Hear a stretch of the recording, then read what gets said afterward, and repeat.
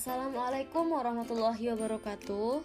Kami dari kelompok 9 yang beranggotakan 1. Dayangku Intan, 20 10 83 20 25, 2. Hamdi Derita, 20 10 83 10 03, 3. Irfan Pratama, 20 10 83 30 09, 4. Islahul Fikri, 20 10 83 20 19, 5. Muhammad Rijal Ulhaq, 20 10 83 20 43.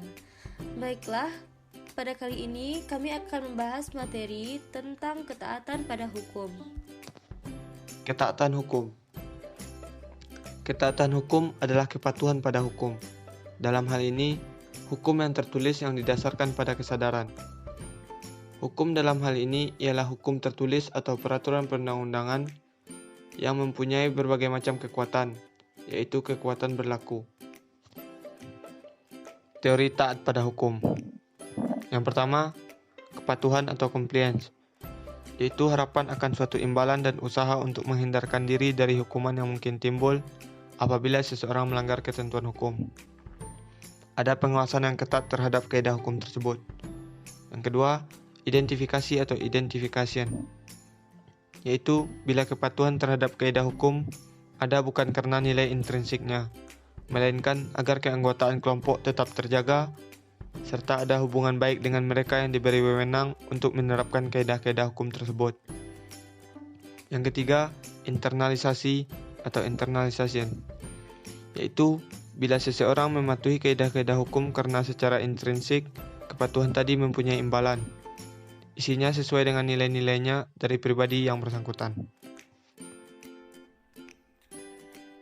Penyebab orang taat pada hukum.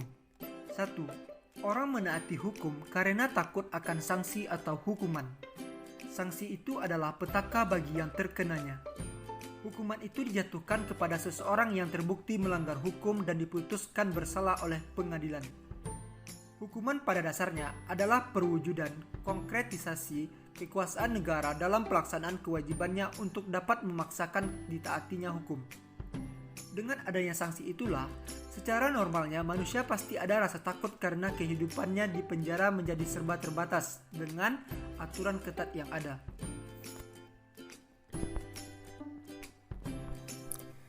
Penyebab orang untuk menaati hukum yang kedua yaitu orang menaati hukum karena ia memang orang yang taat dan soleh serta dapat membedakan antara yang baik dan buruk. Berbuat kebaikan akan membawa konsekuensi baik terhadapnya. Kedamaian, ketenangan, dan kebahagiaan terbuka luas dalam kehidupannya. Sebaliknya, berbuat buruk atau jahat kepada pihak lain berimplikasi negatif terhadap pelakunya. Yang ketiga yaitu orang menaati hukum karena pengaruh masyarakat sekelilingnya. Yang keempat, orang menaati hukum dikarenakan tidak ada pilihan lain. Pilihan jatuh kepada cenderung untuk taat kepada aturan. Tetapi juga ada orang yang memang tidak berkehendak tidak taat kepada aturan. Yang kelima yaitu orang menaati hukum karena kombinasi keempat faktor tersebut.